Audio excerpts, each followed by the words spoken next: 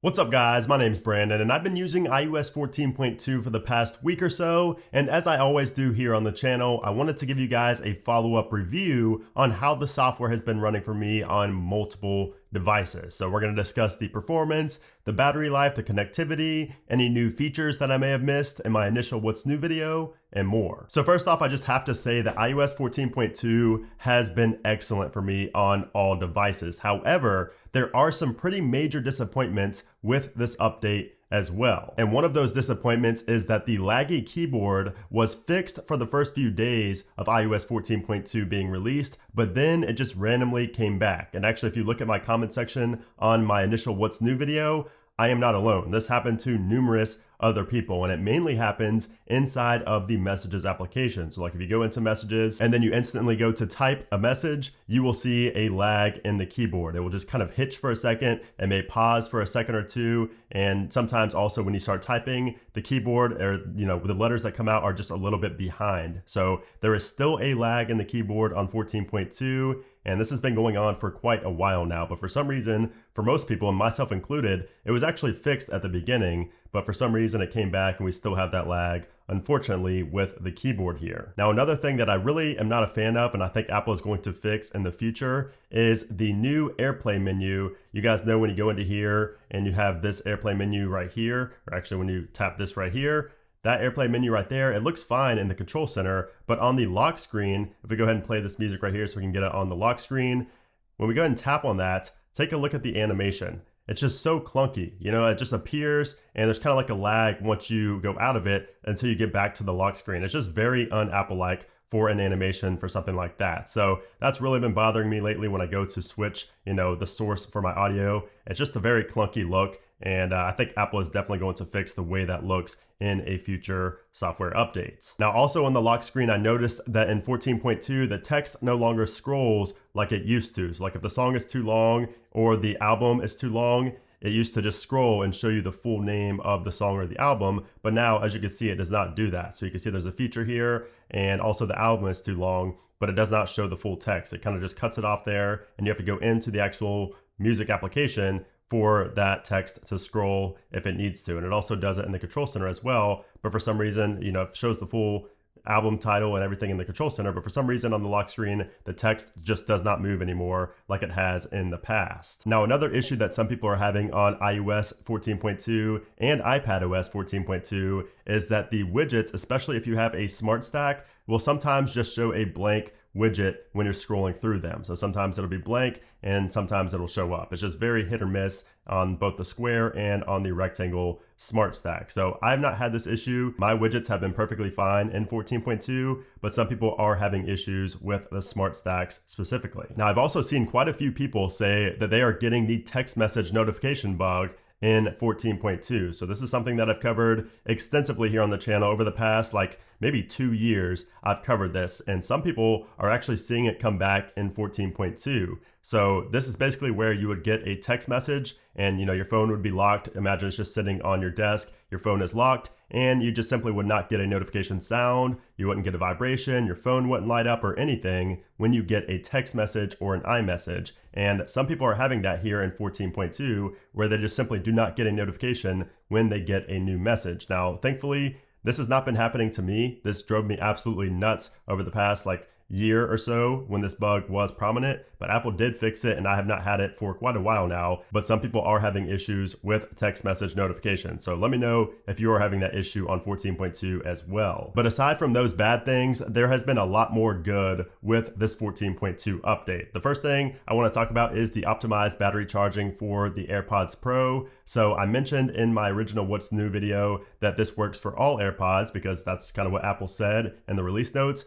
But I've since realized that this is only a feature for AirPods Pro. So you will get the optimized battery charging if you go into Bluetooth and then to your AirPods Pro right there. You will see that we have this right here, optimized battery charging. That is the new toggle right there, and it works instantly. So it doesn't have to relearn your listening habits or anything like that. It works right out of the gate after installing 14.2, which is really nice. Now, of course, it's still too early to tell if this is actually prolonging the battery life on my AirPods Pro. This is something you'll notice over the course of a year or so. but so far it seems to be working just fine here on 14.2 with my AirPods Pro. Also, the intercom feature is working really well for me here on 14.2. So I have a HomePod. I will be getting a HomePod Mini on Friday, and I actually may make a whole video on the intercom feature, but I've been using this on 14.2 and it's working really good. I actually really like this feature. I think it's going to be a lot bigger in the future once people get more HomePods. And basically it's worked really well. You know, I can talk to whoever's downstairs if I want to via intercom. And of course, if you have, you know, kids, if you have a bigger family, a bigger house with an upstairs, this will really come in handy. You just have this intercom little button here in the top right corner. If you tap on that, this is where you can just simply talk, and I like how it pops up right away. You press that, then you don't have to press anything else. It just instantly pops up, and my voice is now being heard downstairs on my HomePod. I've also been loving the new Shazam music recognition toggle. This was one of the main headlining features with 14.2, and I've been loving it. I actually used it in a real world scenario just the other day. So there was a movie playing and there was a song in the movie that I liked. You know, I liked the sound of it. So I went ahead and opened up my control center, tapped on this toggle, and pretty much within like 2 or 3 seconds, it had the song recognized. Then it took me to Shazam. I clicked on Shazam. You know, I clicked on the little pop-up that comes up top, and then I opened it up in Apple Music, and I was able to add that song to my playlist. So I love this new feature. It is very, very handy. Now there is also a bug with it. So if I go ahead and tap on this and then untap, sometimes it will just start playing music randomly. So this is a weird bug with the Shazam music recognition toggle. So it's not doing it right now, but sometimes it will just play the music that was playing, which is pretty strange. But overall, I love this feature, and this was the first time I actually got to use it in a real world scenario. I've also been loving the new wallpapers and of course the new emoji in 14.2. There are over 100 new emojis in 14.2. And of course we do have all these new wallpapers as well. So if we go into our settings and then go to wallpapers, and then to our stills, of course we have all these new wallpapers, light and dark mode. I really like the dark mode as well on these animated looking wallpapers right here. So really loving those. Of course, that's what I have on right now. That is one of the new wallpapers. And then of course we just have a lot of other miscellaneous bug fixes throughout iOS 14.2, which leads to a just much better overall experience. And that's what leads me to the next part of this video I want to talk about, and that is the performance of 14.2. And the performance has been excellent. I've really had no noticeable hiccups on this update. I have not had a single random respring on any device, and I only had one app crash since I've had this installed on my phone, and that was while the phone was really under load, so I wouldn't even really blame that on 14.2. So pretty much an excellent experience with the performance so far on my iPhone 12, iPhone 12 Pro. I've also been using it on my iPad Pro 2020 and the iPad Air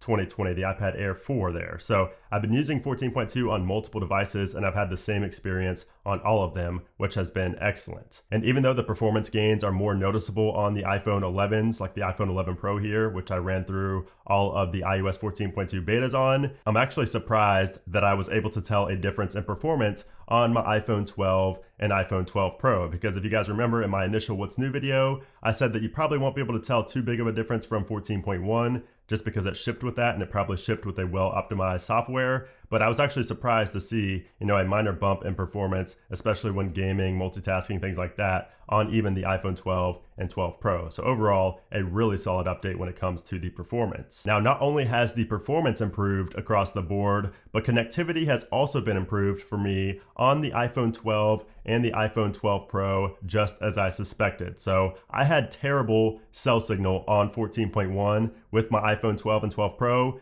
but now thanks to that new modem update, the new modem firmware in 14.2, the signal has definitely gotten better. My connectivity has definitely improved on my iPhone 12 and 12 Pro. However, I do need to point out that I have completely disabled 5G, as you can see right here, on my main phone here, my iPhone 12 Pro. I've just completely disabled 5G, and I just have it on LTE right there, and I have this on standard. And the reason for that is simply because 5G just simply gives me a lot of dead zones for coverage, and it just drains battery. It's not even worth toggling it on at this point for me, at least in my area. And I just think the 5G is still so new that it's just not worth it at this point in time. So I just have mine sticking to LTE here on my main phone. And I've noticed that I get much better coverage overall when I do not have 5G on at all. So hopefully future software updates will fix the signal a little bit. But of course, the main thing that's going to help the connectivity in the long run is going to be the building out of 5G towers in all cities. So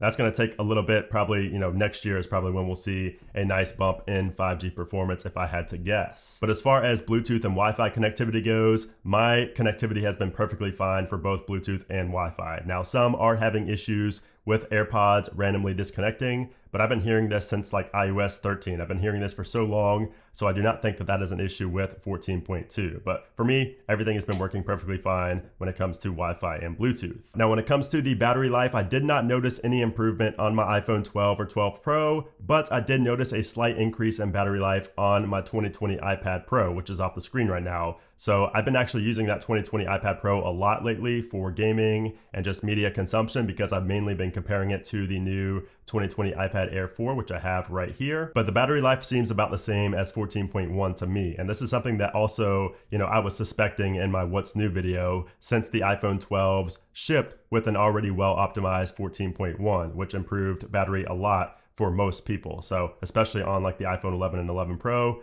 iOS 14.1 was a nice update for battery life. So not too much of a change here in 14.2. So now that I've talked about my experience with 14.2, I wanted to talk to you guys about your experience on 14.2 via my community poll. So I did post this in the community tab just over an hour ago, so I was a little late on posting this, but we still got over 3,000 votes. So I think that's enough data to cover this here in this video. So as you can see here, I asked, how has iOS 14.2 been for you so far? And as you can see, 53% of people said excellent, no annoying bugs and good battery. 22% said good, just some minor bugs. 7% said decent, buggy and bad battery life.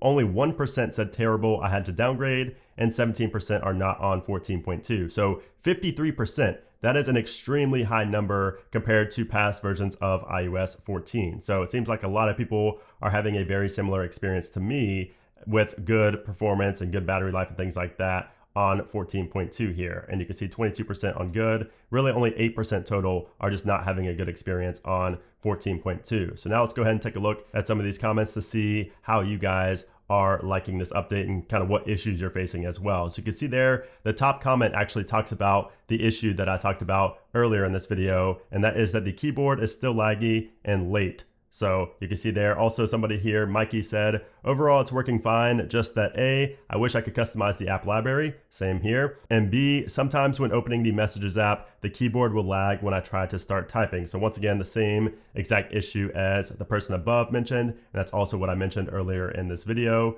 Going down a little bit, you can see I'm experiencing Wi-Fi connectivity issues again. I'm using the iPhone 7. So some people are actually having Wi-Fi connectivity issues, and that may be an issue with your router. It may not necessarily be 14.2. Blue here said that he's using a 7 Plus with no issues whatsoever. That is great to see. Also a 7 Plus, the annoying AirPods connected still happens every time I unlock my phone. And unfortunately, that is not a bug. We talked about that here on the channel a lot, and that's mainly due to the new, handoff feature. So basically when you have media playing or music playing on one device, it will just connect to that device automatically and you get the little pop-up every time you unlock your phone with your AirPods connected. So that's going to be happening for quite a while unless Apple adds, like a toggle to maybe turn that off. Michael says that I've been using it on my 11 Pro Max. Battery has stayed good and just a couple bugs from time to time, not anything major, so that's good. Halil here says that when you turn up your volume to max, the yellow color won't fill up fully in the volume bar. So not too sure what's going on there, but some people seem to be having issues with that. Everything ASMR says that there's a bug that's making a received iMessage automatically read from a specific contact. It doesn't notify me that I have a new message. So that is a new one. I've not heard of that. And let's see if other people are having that issue as well. So yeah, it seems like other people are having the exact same issue. So if you are having an issue like this, let me know in the comment section below. I'm very curious because I've not faced that. And that's actually the first time I've seen a bug like that mentioned. Both Martin and Bismarck both mentioned the keyboard lag in iMessage on the 11 Pro and the 11 Pro Max respectively right there. And then you can see a lot of other people here talking about as well. Sometimes I don't get the notification bubble above the Messages app when I get a text. So also people mentioning that. A lot of good things said about 14.2 in there, mixed up with some bad things as well. Some people having battery drain issues, some people having issues with messages. I saw a lot of people talk about messages issues where they don't get a notification, or certain conversations are muted for some reason. And then of course I saw a lot of people talking about the keyboard lag in the messages application. But again, the overall consensus of 14.2 is more positive than it is negative. So now let's talk about what we could see next in terms of a new iOS update. So today is Wednesday, November 11th, and tomorrow we get a new macOS update. So macOS Big Sur will finally be released to the public tomorrow on Thursday, November 12th. So that tells me that there is a possibility of seeing a new iOS update as early as tomorrow on the 12th, and that would probably be a public release as well. So maybe a 14.2.1 we could see tomorrow. But if we do not get anything tomorrow, I would expect a new iOS update as early as next week. So the week of the 16th, either the 16th or the 17th, we could see a 14.3 beta begin. So we may see a first beta of 14.3, or once again, we could also see that 14.2.1 release that week. But my guess is that we will see a 14.3 beta come very, very soon. So yeah, guys, there you have it. That is my follow-up review on iOS 14.2 and iPadOS 14.2. Again, it has been a great version so far. I've had a few issues, a few annoying bugs and things like that, but overall the performance, the battery life, the connectivity, everything is solid for me, and I definitely recommend everybody to update to 14.2. But once again, I want to pass the question along to you guys. How has 14.2 been for you on your iPhone or iPad? Let me know down in a comment below. Also, let me know if you were facing any of the issues I mentioned in this video as well. I'd like to see, kind of just from a outside perspective, to see how many people are actually facing the same issues. That's what helps Apple fix these bugs in future software updates. But anyways, guys, if you enjoyed this video, I would appreciate if you gave it a thumbs up. And of course, make sure you subscribe for a lot more iOS 14 coverage coming soon. But anyways, guys, thanks again for watching, and I'll see you soon.